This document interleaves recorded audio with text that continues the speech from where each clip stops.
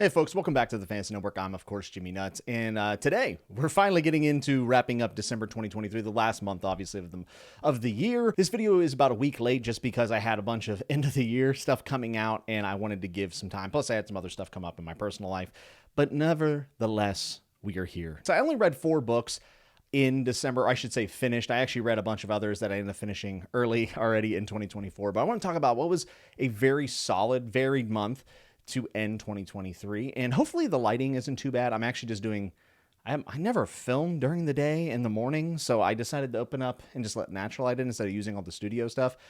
So if this video looks like trash, I'm sorry. In December, I decided to do 3 random Patreon picks. Last year I did like 5. I couldn't do it this year, but I got 3 picks that were all so different from one another. And I think maybe somewhat represents just the variety of things I enjoy reading, but also just, you never know what I'm going to come back with these wrap-ups for. It's one of the reasons why I don't like doing a TBR video and just telling you everything I'm going to read, because sometimes I just throw stuff in. The first book was Brother by Ania Allborn, and this is a horror story that I was very unsure if I would enjoy. I haven't read a ton of horror outside of Stephen Graham Jones, Stephen King. Maybe some of the George R. R. Martin short stories could be considered horror, but I am very new to horror as a whole. But this is one that I had seen people review and have very good opinions of. Not everyone loves it, of course, but it's highly rated for the most part. And it's about a family of degenerates. People say it's like Texas Chainsaw Massacre set in West Virginia. That's a pretty accurate statement. I think Ania Allborn's also just a fantastic writer and does a lot of heavy lifting when it gets to the point where you're trying to empathize with these POVs of these people who are absolutely maniacal. This book is very gruesome, kind of like the Texas Chainsaw Massacre, and it's not going to be for everyone, of course, no book is, but I think if you're kind of adverse to a lot of gore or graphic material, this probably won't be for you. There were times where it downright kind of just gave me shivers, not necessarily scary, but just, bothered me a bit in a good way, in a way that I think horror should. I am a huge fan of horror movies. It's actually my favorite genre of movies, surprisingly. But I've just not read a bunch of horror books, but this makes me want to read more, especially branching out away from the Stephen Graham Jones and the Stephen Kings that kind of everyone reads. But Ania Allborn did a great job with Brother. The one thing I will say is it's being set in West Virginia, spending a lot of my life in West Virginia, I was kind of hoping that maybe there would be more commentary possibly about the Appalachian life down in West Virginia. I don't think that this book is special because it is set in West Virginia. I think it's kind of like the movie Wrong Turn, if you've ever seen it, where it's just set in West Virginia and maybe some West Virginia stereotypes are present here for sure. I don't think West Virginia setting makes this book special. I don't think if you're from West Virginia, you're going to read this and be like, holy cow, that really speaks to me. I don't think that's going to happen. So for me personally, it could have been set anywhere. It could have been set Missouri, Mississippi, Alabama. It doesn't matter. So the setting is not important in my opinion. So if you are going into this hoping that it's, a little bit of information about West Virginia or the setting would be something of importance, I don't think that this is going to be the book for you. It's just a really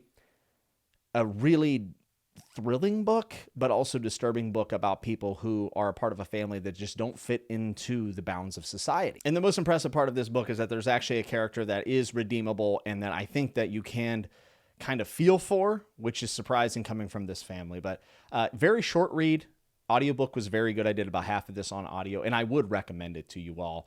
I would say that Brother is not going to get the nut button, but very, very close, and I think I'll read more from Ania Allborn in the future. The second book was as esoteric and weird as it gets, and that is Ice by Anna Kavan.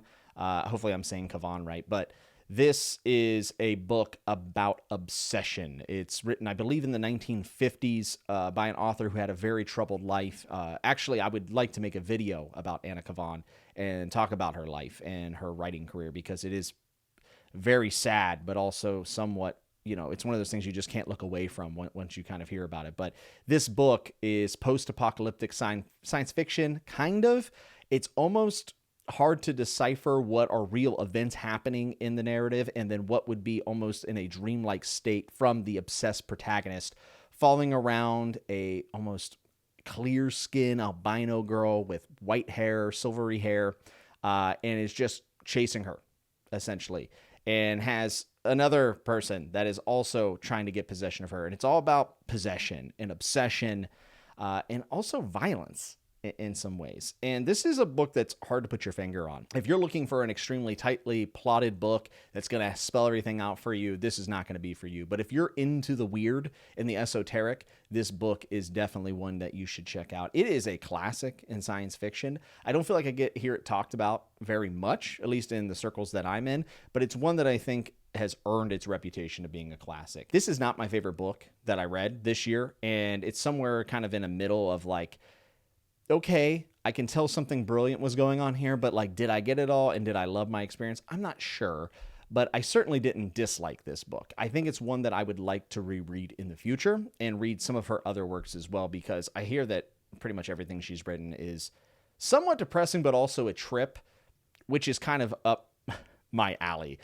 This is a fantastic book to read in the wintertime, as it just seems like everything is covered in ice.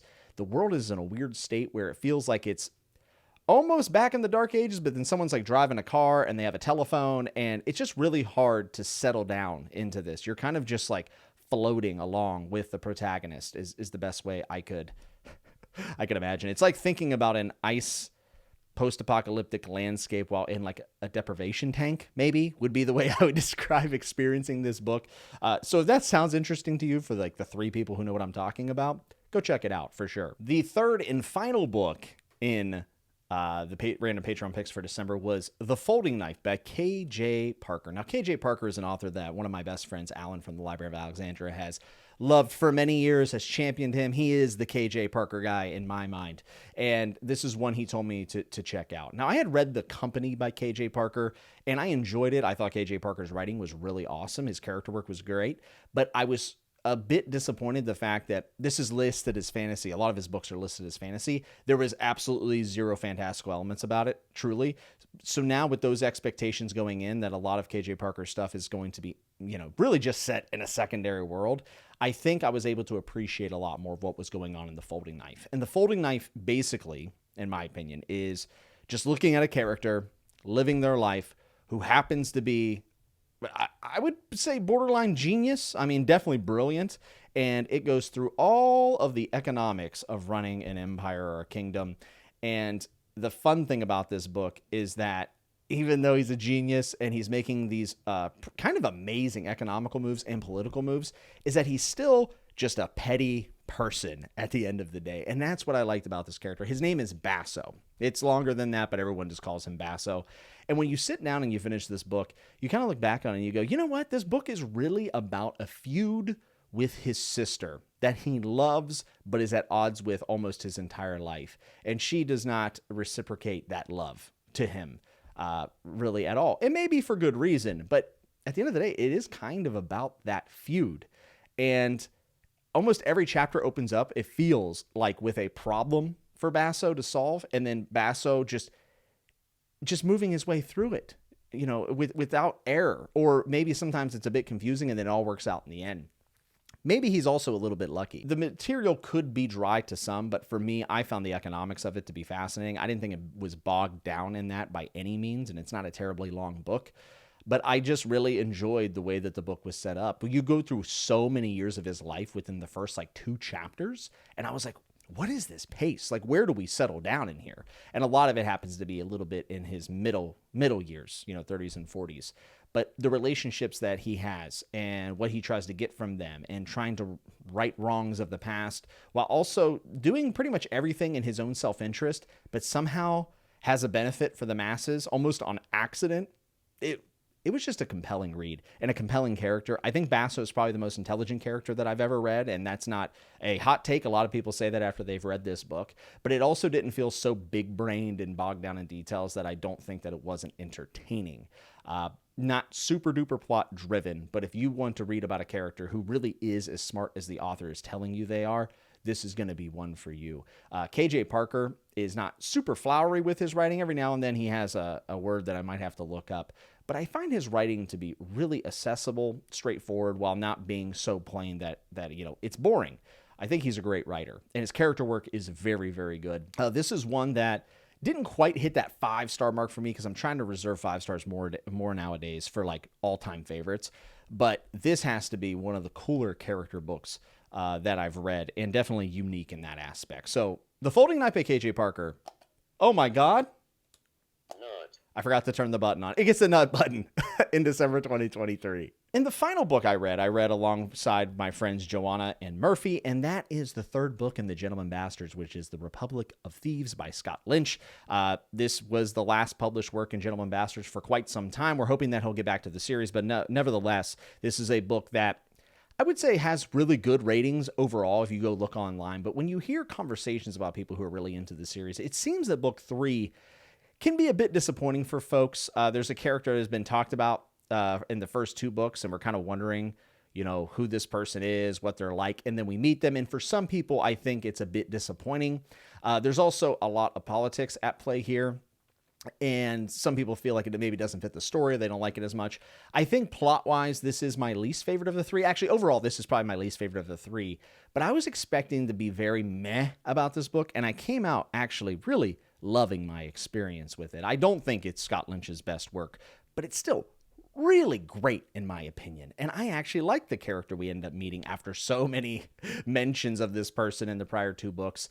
And a lot of it's messy, which is not uncommon in The Gentleman Bastards, but Scott Lynch just has a way of writing that I think he could write like a Linux manual, and I would probably still be interested in it. I just love Scott Lynch's writing. I just think Scott Lynch is really special and one of the more talented writers in fantasy. And if you don't agree with that, that's totally cool. I know that Republic of Thieves isn't looked at super highly, but I like this book. There are certain plot elements that are introduced, or maybe I should say just overall story elements that are going to change the series forever. And I'm undecided about how I feel about some of the events that transpire in this book 3 after reading the first 2 books. But I feel like I cannot cast judgment on where he's taking the story until I see how he resolves it. He may never resolve it. We may never get another book. And if that's the case, then Republic of Thieves will forever be lingering in this middle ground for me, where I can't say that I didn't have a blast reading this book. It was so funny to me. But a lot of big changes, honestly. And the world and the scope of this series felt like it opened up a bit more and really earns its fantasy title, which almost felt like an undercurrent at times in the other 2 books. But honestly, I love The Republic of Thieves. It's not as good as the first 2, but it's still a great fantasy book in my opinion. And I did not regret reading it at all. I thought Michael Page was fantastic on the audiobook. I did almost all this on audio. And you know what? Nut. I'm going to give Republic of Thieves a nut button. It's not a 5-star read by any means, but did I just have a blast while reading this and look forward to every single time I picked it up? Absolutely. The other books that I started this month that I haven't finished are Silver Spike by Glenn Cook, Sword of the Lictor by Gene Wolfe, and Beartown by Frederick Bachman. I have actually finished those in 2024, but we'll cover those next month. So without any further ado, let's do our very first Patreon pick of 2024. Yep, it's Patreon pick time. I want to thank all my patrons for all your support. I thank you so much, but I also want to thank everyone who just watches the channel regularly. Thank you. I love this. This always, and I shouldn't say always, a lot of times pushes me to read things that I would never read and has expanded my taste over the last, 3 years, 4 years. And I'm just so appreciative. So let's see what I'll be reading randomly in the month of January.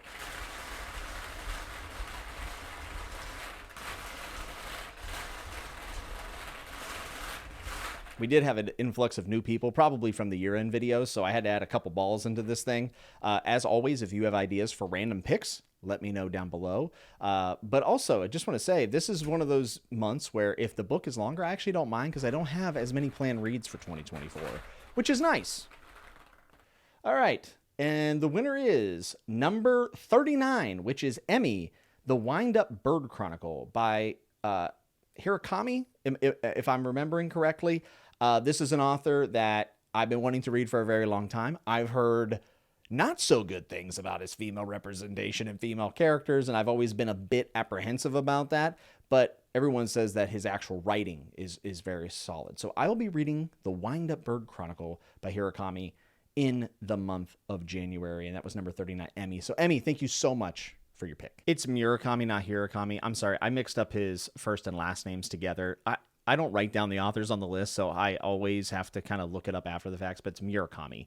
It was published in 1994, and it's actually labeled as science fiction, psychological fiction, and fanta-esque?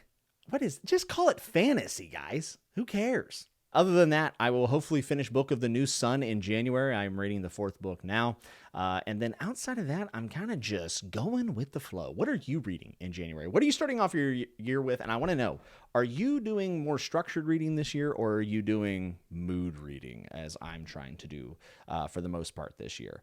And if there's any new releases that you're excited about, please let me know. I'm definitely trying to get to book 2 of that Justice of King series because I liked book 1, and then the 3rd book comes out in February. So we'll see if I can fit that in January. But I hope the beginning of this year has treated you well. I hope that you're excited to read. I hope that maybe if you've been away, you're coming back and we can get fired up together and have a great year here on the Fantasy Network, but also just in your life in general. Thank you so much for being here. And if you like this video, you can hit like. If you dislike it, you can hit dislike. And if you loved it, think about subscribing. There's a Patreon in the description. It's optional, but always appreciated. Until I see you next time, be good, be safe, and remember to always keep turning the page. I want to give a big shout out to all my patrons, including my high tier patrons, my Kingsguard Witches, Bridger, Zan, Adam K, Amel, Curtis L, Jonathan J, Prithvi, Eric B, Chadia, Steve Talks Books, Taylor D, Matthias D, Carlos, Yolanda, Amanda L, John C, John, Garrick, Evie, Henrik, Benjamin C, Sebastian M, Frank C, C. Scott, Jacob Wade, Darren, Jobot, Terrence F, Michael B, Lauren M, Nicholas E, Kai, Kev, Ryan, Jay, Shad, Amanda V, Ikaika, RJ, Stewart, Oscar, Derry, Tanner, Stromboli Bones, Damon H, and Robert M, Bass, and Kuiper. Thank you all so much. You're the best.